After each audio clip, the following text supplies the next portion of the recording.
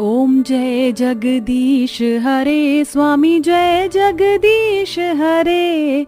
भक्त जनों के संकट क्षण में दूर करे। ओम जय जगदीश हरे। घड़ी में तड़के सुबह के 5:30 बजे भजन की आवाज सुनकर गायत्री देवी नींद से जाग जाती हैं। अरे वाह, ये सुबह सुबह कोयल जितनी मीठी आवाज में भजन कौन गा रहा है, देखती हूँ। गायत्री कमरे से बाहर निकल कर आकर देखती हैं कि उनकी 36 की 36 बहुएं। ये सुनकर आपको शॉक्ड भी लग सकता है, पर जी हाँ, गायत्री देवी जी के घर में 36 गुणों वाली 36 बहू रहती हैं। और मजे की बात तो ये है कि सबकी शक्लें एक दूसरे से मिलती जुलती हैं।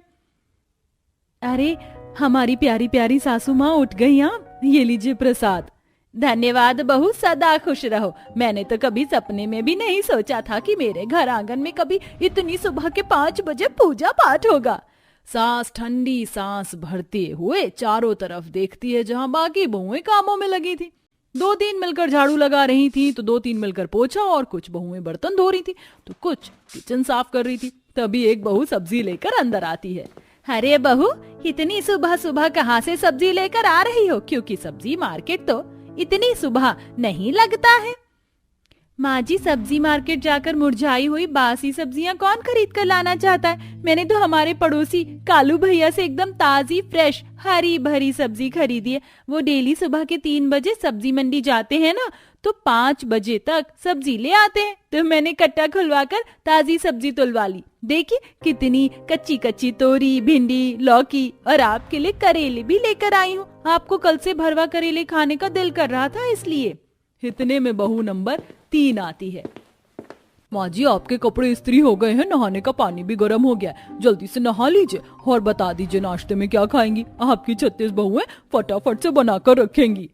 अपनी 36 की 36 गुण वाली 36 बहुओं में इतना फुर्तीलापन देखकर सास गायत्री का दिल तो गार्डन गार्डन हो जाता है। सच मानो बहुओं, तुम जैसी 36 गुणों वाली 36 बहुओं को पाकर मेरे तो वारे न्यारे हो गए। कितनी सेवा पानी करती हो तुम, मेरी सदके जावा। सास नहाने घुस जाती है, और जब नाश्ते की मेज पर आती है कि शाही अंदाज में 56 तरह के पकवान उसकी खातिरदारी में हाजिर थे।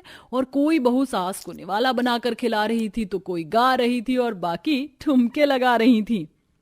लीजिए हमारी प्यारी प्यारी सासू माँ, आपके लिए 56 तरह का खाना पेश है, खाइए। 100 साल जियो हमारी सासू माँ हमको लगती हैं। माँ से प्यारी सासू माँ, अरे 100 साल जियो हमारी सासू माँ। अचानक से एक एक करके 36 बहुएं गायब हो जाती हैं, और सब कुछ धीरे धीरे धुंधला हो जाता है। जैसे ही सपना टूटा, गायत्री देवी धड़ाम से जमीन पर गिर पड़ती हैं। उई मैया, ओहो मेरी कमर टूट गई। हे भगवान, मतलब मैं ख्वाब देख रही थी? तेरे की अर्श से फर्श पर लाकर पटक दिया। कितना प्यारा सपना था। रानी सास जैसे मेरी 36 बहुएं मेरी सेवा पानी कर रही थी। वैसे सुबह का सपना तो सच होता है। इसका मतलब मुझे मेरे मन मुताबिक मेरी 36 गुणों वाली बहू मिलेगी, जरूर मिलेगी। ऐसा सोचकर कमर पकड़े हुए गायत्री देवी हंसना स्टार्ट कर देती हैं। गायत्री देवी का इकलौता बेटा रोहन था, जिसकी शादी वह ऐसी लड़की से करवाना चाहती थी जिसके अंदर पूरे के पूरे 36 गुण कूट कूट कर भरे हों। इसलिए 27-28 साल की उम्र में भी रोहन कुंवारा बैठा था। वह अपने खानदानी पंडित जी को बुलाती हैं।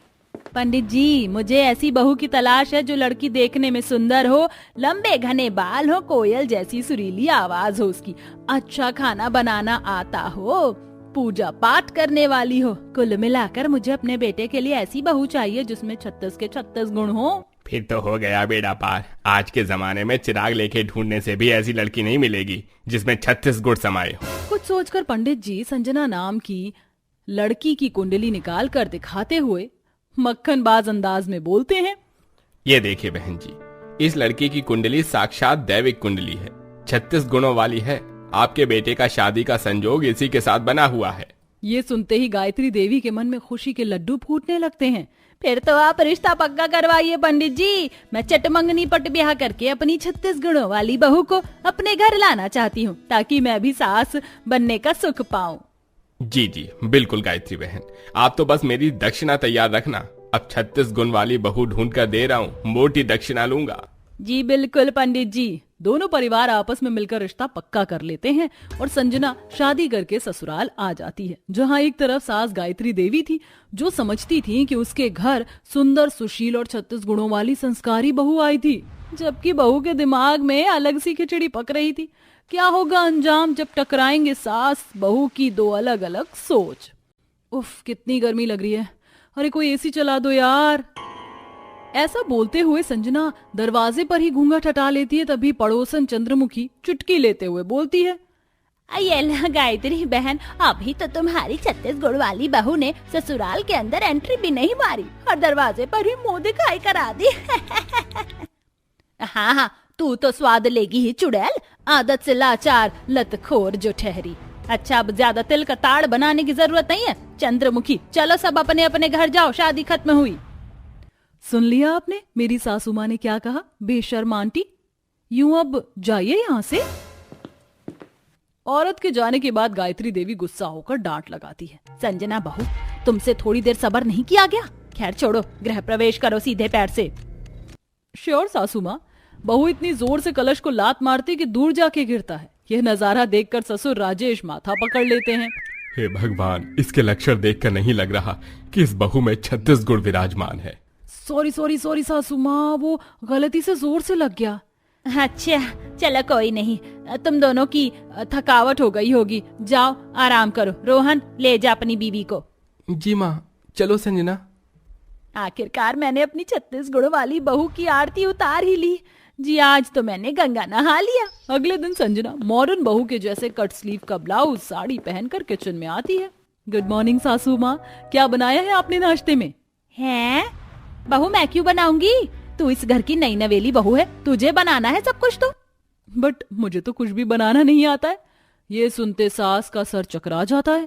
अरे बहू, क्यों मुझको हार्ट अटैक दिलवा रही है? हे राम जी, मेरे तो सपने पर पानी फिर गया। ये तो वही बात हो गई, खोदा पहाड़ निकली चुईया।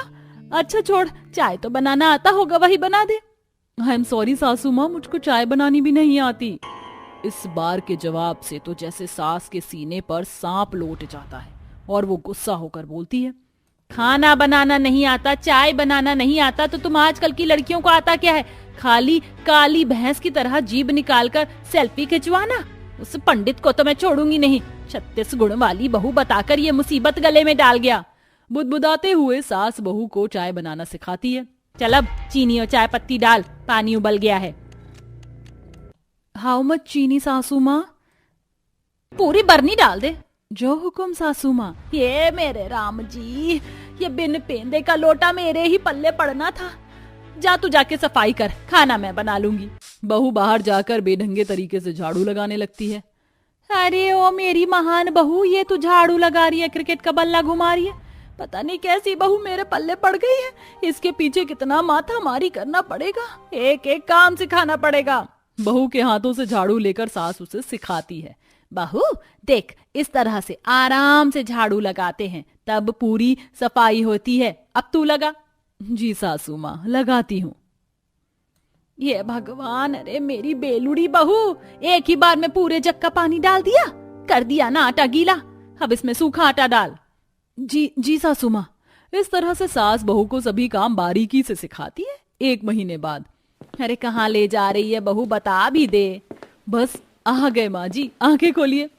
सास जैसे ही आंखें खोलती है तो उसके सामने खाने की मेज लगी हुई थी, जिस पर तरह तरह के पकवान परोसकर सजे हुए थे और एक तरफ पति एक तरफ ससुर बैठे होते हैं। ये सब कुछ किसने बनाया बहू? और कौन बना सकता है भाग्यवान, तुम्हारे 36 गुणों वाली बहू को छोड़कर। ये सुनते ही सास की आंखों में खुशी के आंसू आ जाते हैं। थैंक यू माँ जी, आपने मुझको बहू नहीं बल्कि बेटी की तरह एक छोटी छोटी चीज सिखाई है, वरना मुझे तो कुछ भी नहीं आता था, लेकिन अब आपकी बहू आपके सारे सपने पूरे करेगी। ये सुनकर सास खुशी से फूले नहीं समाती और खुशी से खाना खाती है। संजना भी एक सुशील 36 गुण वाली बहू बनकर दिखाती है और सबकी खुशियों का ख्याल रखने लगती है, अच्छा खाना बनाने लगती है और अब सास भी चिंता मुक्त हो जाती है।